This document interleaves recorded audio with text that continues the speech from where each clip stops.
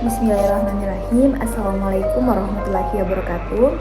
Selamat sore, perkenalkan nama saya Safira Hertisa Pudungge dari kelas 3G dengan NIM 151422164. Baik, pada video kali ini saya akan menjelaskan tentang bahan pembelajaran sederhana dan cara pengembangannya materi dari kelompok 2. Jadi tujuan pengumuman video ini untuk memenuhi tugas mata kuliah dengan dosen pengampu Dr. Rustam Hussein MPD.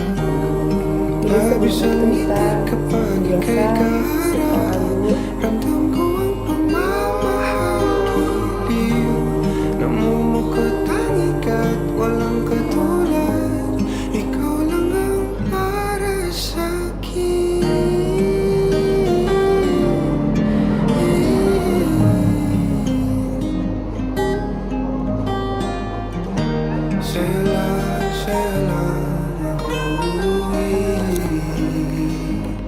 Kaya naman dito ka sa piling ko, oh, dito ka lang, dito ka lang. Bumabagal ang ikot ng mundo kapag ika'y nariyan o aking tahanan.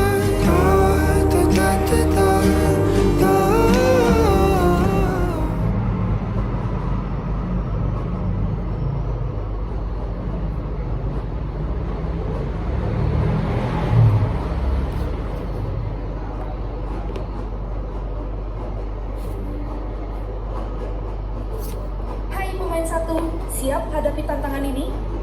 Iklan deh. Oke.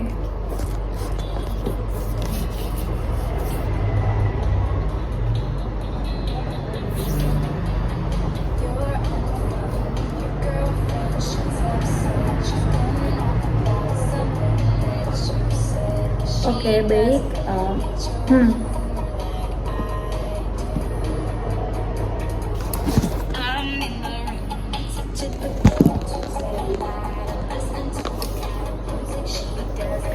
Oke, baik. Yang pertama itu ada pengertian dari bahan pembelajaran yang sederhana. Nah, media sederhana ini adalah media yang bahannya murah dan mudah diperoleh serta pembuatannya dapat dilakukan oleh guru. Nah, bahan media pembelajaran sederhana dapat diperoleh di sekitar sekolah. Barang-barang yang tidak terpakai dapat dijadikan bahan media sederhana. Oh, jadi ini seperti bahan bekas ya. Nah, di sini tuh ada jenis-jenis bahan pembelajaran yang sederhana. Di sekitar kita terdapat banyak benda yang dapat dijadikan sebagai media pembelajaran sederhana. Guru diharapkan kreatif untuk memanfaatkan benda tersebut menjadi media agar dapat membantu tercapainya tujuan pembelajaran.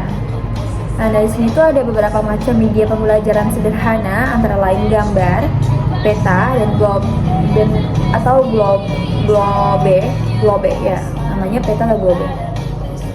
Grafik, papan tulis, papan flanel, display, relia, poster, barang atau chart, dan herbarium. Nah, apa sih gambar?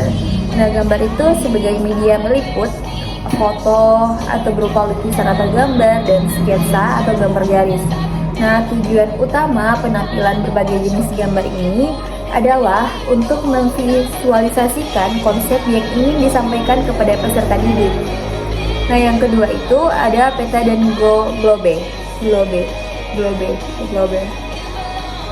Nah, peta dan globe ini digunakan untuk menyajikan data lokasi seperti keadaan permukaan bumi, daratan, sungai, gunung-gunung, dan tempat-tempat serta arah dan jarak. Dan yang ketiga itu ada grafik. Nah, grafik ini sebagai suatu media visual. Grafik adalah penggambaran data berangka bertitik yang memperlihatkan hubungan timbal balik sehingga membentuk informasi.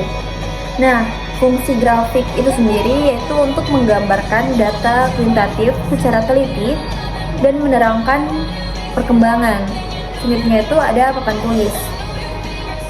Nah, papan tulis ini sudah pasti kita ketahui ya, jadi digunakan untuk menyajikan tulisan atau sketsa gambar dengan menggunakan kapur ataupun spidol. Nah, selanjutnya yang terakhir ada papan flanel. Nah, papan flanel ini merupakan media visual yang efektif untuk menyajikan pesan tertentu kepada sasaran tertentu pula. Papan berlapis kain flanel ini dapat dilipat dan praktis.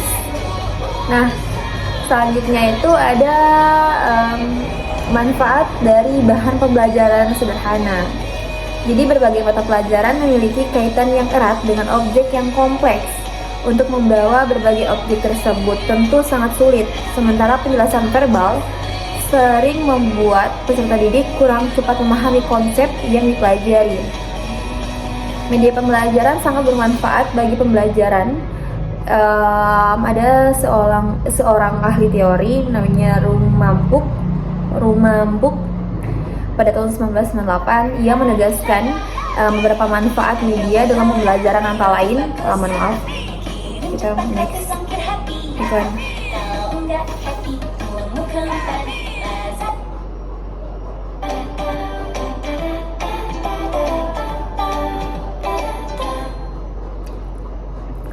Belanja di Shopee Live semua diskon 50%. Nah, lanjut, Rumambuk itu dia menegaskan beberapa manfaat media dalam pembelajaran, antara lain membangkitkan rasa ingin tahu, membuat konsep abstrak menjadi konkret, mengatasi batas-batas antar ruang kelas. Selanjutnya itu ada prinsip-prinsip bahan pembelajaran sederhana. Nah, dalam proses pembuatan media pembelajaran sederhana itu harus diperhatikan unsur-unsur desain tertentu. Jadi antara lain ada kesederhanaan, keterpaduan, penekanan, keseimbangan. Nah, selanjutnya juga ada pemilihan media pembelajaran sederhana. Nah, di sini tuh ada beberapa poin. Jadi pemilihan media pembelajaran ini tidak dilihat atau dinilai dari segi kecanggihan medianya, tetapi yang lebih penting adalah fungsi dan peranannya dalam membantu meningkatkan proses dan hasil pembelajaran. Nah, terdapat nih beberapa hal yang harus diperhatikan dalam memilih media pembelajaran sederhana, yaitu yang pertama, guru perlu memiliki pemahaman tentang media pembelajaran. Yang kedua, guru terampil dalam membuat media pembelajaran yang sederhana. Yang ketiga ini, guru memiliki pengetahuan dan keterampilan dalam menilai keefektifan penggunaan media pembelajaran sederhana yang dipakainya. Nah, oleh karena itu, dalam memilih media pembelajaran sederhana, nah ada nih seorang nggak tahu juga ya. Oleh karena itu, dalam memilih media pembelajaran sederhana, menurut Nana Sujana pada tahun 2011, nah guru tuh sebaiknya memperhatikan kriteria sebagai berikut. Yang pertama itu ketepatannya dengan tujuan pembelajaran. Media pembelajaran sederhana yang dipilih disesuaikan dengan indikator pencapaian kompetensi yang telah ditetapkan. Yang kedua, dukungan terhadap isi pembelajaran. Nah, bahan pembelajaran yang sifatnya fakta, konsep, dan prosedur sangat memerlukan bantuan media pembelajaran agar lebih mudah dipahami.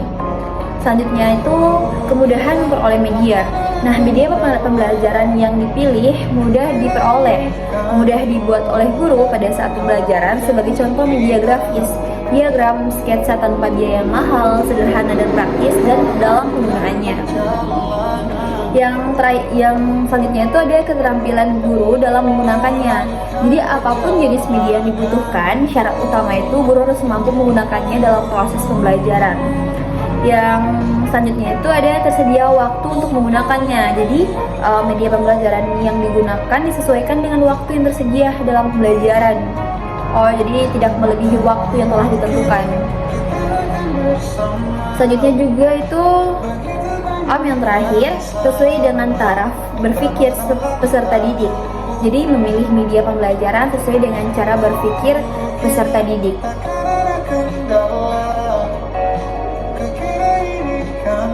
Oke, jadi media pembelajaran ini adalah segala sesuatu yang dapat digunakan untuk menyampaikan pesan atau informasi dalam proses belajar mengajar sehingga dapat merangsang perhatian dan minat siswa dalam belajar. Jadi sebagai mahasiswa calon pendidik, tentunya harus telah mencoba membuat atau mengembangkan sebuah media sederhana, yaitu berupa media visual 2 dimensi berupa papan flanel dengan materi kupu-kupu yang berfungsi untuk membantu seorang pendidik atau guru dalam menjelaskan tentang bagaimana terjadinya proses metamorfosis kupu-kupu dalam mata pelajaran biologi. Nah, diharapkan juga dengan pemberian penjelasan dan penunjukan gambar secara tepat dengan menggunakan media papan flanel, siswa atau peserta didik dapat lebih tertarik dan mudah untuk memahami dan mempunyai gambaran bagaimana suatu proses metamorfosis itu terjadi pada kupu-kupu yang dari awalnya seekor ulat menjadi dengan kupu-kupu dewasa.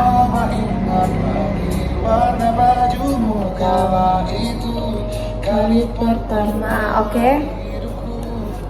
Oke, mungkin hanya itu penjelasan saya pada materi kelompok 2 kali ini. Sekian dari saya. Wassalamualaikum warahmatullahi wabarakatuh.